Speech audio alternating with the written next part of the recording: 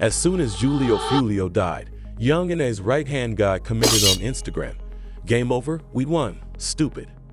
The next morning, news outlets began publishing that a Jacksonville rapper had admitted to targeting Julio Foolio because Young and A had placed $10,000 on his head. Hey, on everything I love, bro. On the day homies, bro, I put it on everything on my soul, on my kids. I'm the one that smacked Julio Foolio that night when he got at his birthday celebration, bro. You feel me? I ain't gonna show my face and give my identity away or nothing like that, but you know, I did that, you feel me? It was money on his head, you feel me? I rock with Ace and them boys, you feel me? ATK, you feel me? I be in Jacksonville heavy, you feel me? If you know, you know. But yeah, you feel me? I did that, you feel me? I handled that cause, you know, Ace had that money on his head, you know, Ace had him put that 10K up, told me to slide, told me to cause you know he got tired of that nigga running his mouth playing all the time, you feel me? So what had to be done, you feel what I'm saying? So I just handled it, you feel me? It was what it is, bro. Jacksonville Sheriff TK Waters even sent a public service announcement to Young, Ace, and his group, claiming that they were the criminal spokesman. So Young and Ace has long been known in Jacksonville.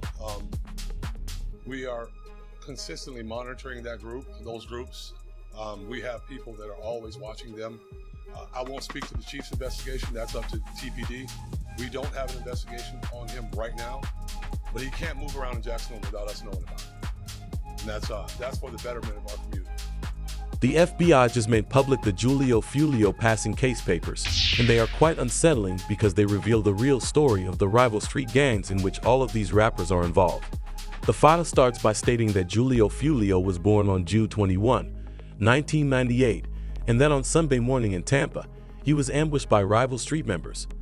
What was meant to be a birthday celebration weekend turned into the worst thing imaginable because of social media.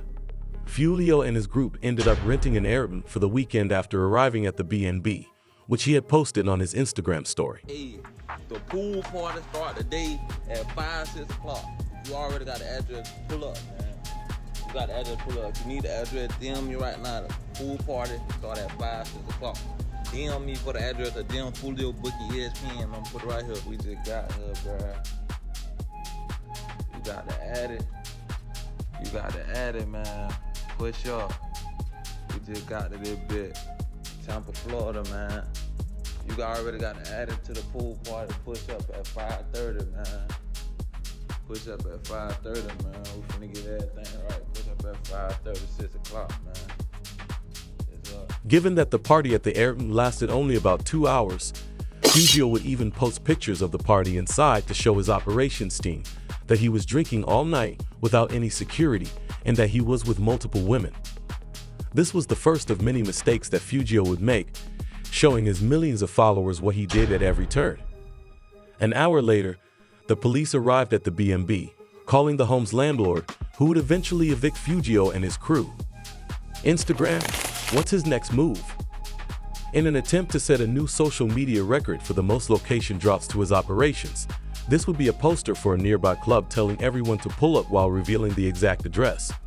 One weekend, Foolio was making a lot of mistakes, so he posted on Instagram once more, this time revealing his exact location inside the club and instructing his operations.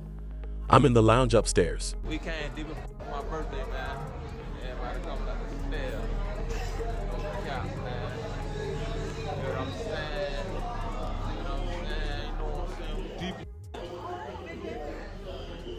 We deep as 20 deep, lit everywhere we go. Further, after Foolio and his operations were finished at the club, they would all congregate in the parking lot while his manager looked for a place to stay. Little did he know that there were 3 cars across the street. This gave the operations plenty of time to get together, figure out a plan, and scope out the scene where Foolio is taking action on the 23rd day of the month. Packed with rival street members who were waiting to catch him because his manager had scouted a nearby holiday, Julio and his group would start down the street, but they were unaware that the operations were 100 meters behind them. According to sources, everything was quiet when they arrived at the holiday, and Foolio's manager was inside making reservations for the rooms when suddenly a number of cars were packed with gang members. Targeted the firearms of Foolio's crew while the chosen Few's primary task was to jump out of surrounding bushes and go find Julio Foolio and deal with him immediately. The Fed's investigation took a year, but the results were extremely alarming, identifying it as a clear act of retaliation against Foolio, especially since it was on the 23rd day of the month that Foolio released his hit song, When I See You.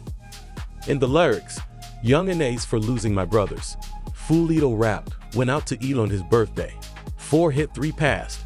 And now we hit in 23. Those same ops on Foolio's birthday hit 4 people in total on the 23rd day, which is similar to how he would rap in his most recent song. 4 in the car, 1 them gone, 3 got." Hit rewriting Foolio's lyrics against him, but in a different order, with self-snitching in the lyrics. This gave the feds a lead, which Young and Ace promptly sniffed out.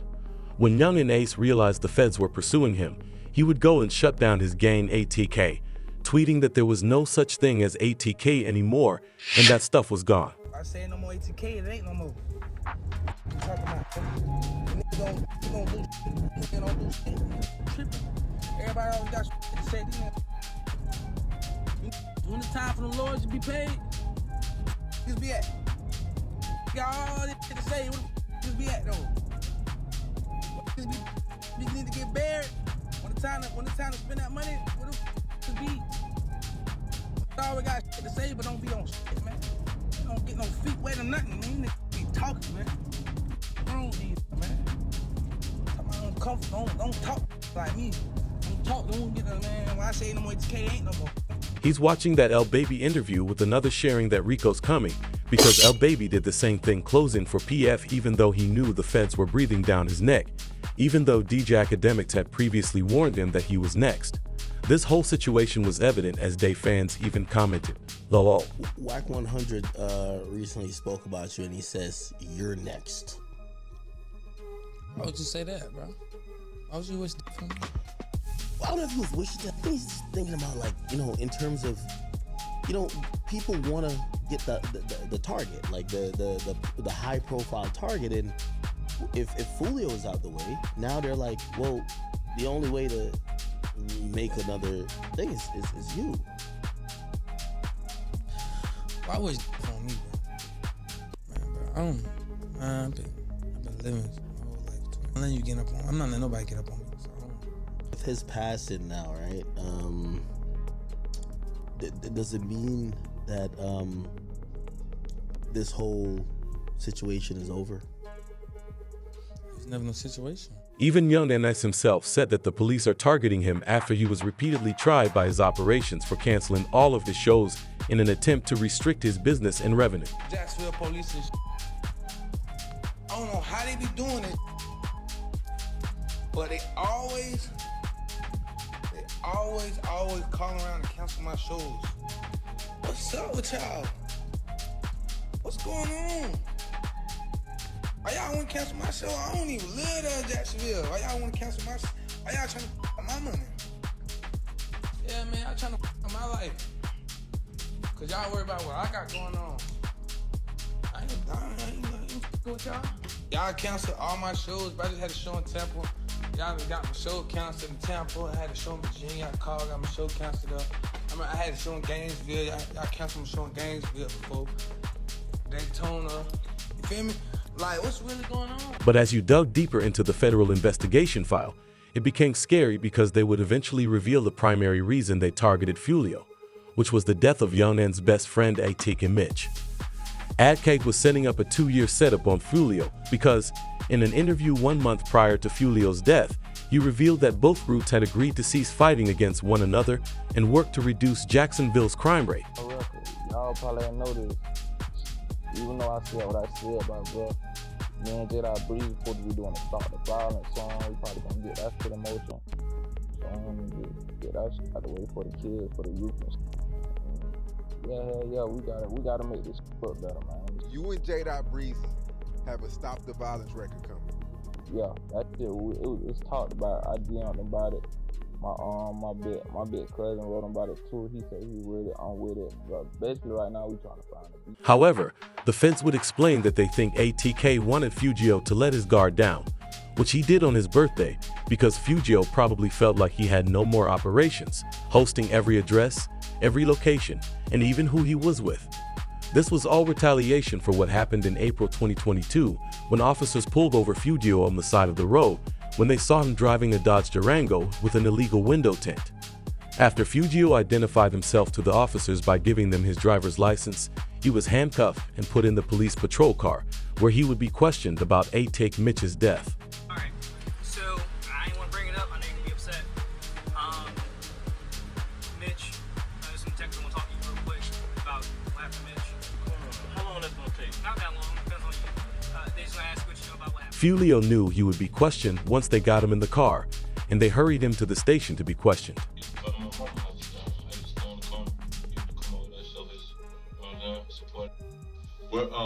What type of work do you do? What type of artist? You're an artist. Okay. As far as Mitch go, what are you hearing? Nah, really, I was in Miami when I heard the news. You know what I'm saying? I was down making music, and I saw posting on Instagram, Mitch. The whole Jacksonville, Mitch. Inquiring as to Foolio's whereabouts at the time of ATK Mitch's death, the investigator began examining who he was to ATK Mitch and who they would have known. All right, the reason why I'm here, I am lead on your friend's case. Ooh. You didn't have a friend that recently got killed? A lot of friends that, Recently? Mitch? Oh, yeah. So I'm lead on that. I don't know how close you guys were. Can you kind of give me just run down on y'all relationship when y'all met? How long y'all been partners or whatever? The investigators didn't have anything on file, but they knew he was connected because the lyrics and songs talked about A-Taking Mitch's death. They tried to find out anything they could from him, but Foolio kept telling them he didn't know anything. Guys, if you may know, I hear something that'd be helpful as well. Because if you know his mom, you can sit up there and call his mom, then I'm pretty sure you would want her to have some answers as well. My little brother, I don't know who did. I don't know. I ain't here. That's what I'm saying. You will never know. You know what I'm saying? I don't know. No, I just heard it. They said, little brother. I'm like, you know what I'm saying? I'm in Miami at the time, though. You ain't tired of that, man? Yeah. I'm not. They used to question Foolio why his music was linked to so many crimes in the Jacksonville region when he was ceasing his involvement, even though his songs were actually depicting how crimes occur. The detectives are simply growing irritated since they know he is fully aware of Mitch's fate. Do you think that your music or your ways or the way you conduct yourself through your music had anything to do with him? Nah, because even before I was rapping, it was, you know what I'm saying? Like, you can't just say it's my music, that's why somebody, you know what I'm saying? Okay, do you think it influenced someone or triggered someone, like the way y'all going back and forth? Do you feel that way? A song can't make no do nothing. Many were upset with Foolio for lying to the authorities, but according to Feed Records from 2025, everyone saw Foolio's death as a form of revenge against ATK Mitch. Charleston White concurs, saying that Foolio shouldn't have lied. And everybody saying, well, man, what you think about this? Well, all I'm gonna say is, man, that works hard. Did he earn this here? And goddamn it, should nobody be sad? Way that lives and talk gangster, should nobody be sad what did happen to Julio Foolio? One thing we know about it, he didn't go to heaven. Yeah, now one thing about it, he ain't in heaven. Now wait that boy, listen, he had all the time in the world to apologize to them people. He was going to the graveyard, rapping at the graveyard. Man, that's making people mama cry. There's some people relieved, wiping their forehead saying, oh Lord, thank you. And then there's some people crying, saying, oh, we gonna miss one leg, one foot.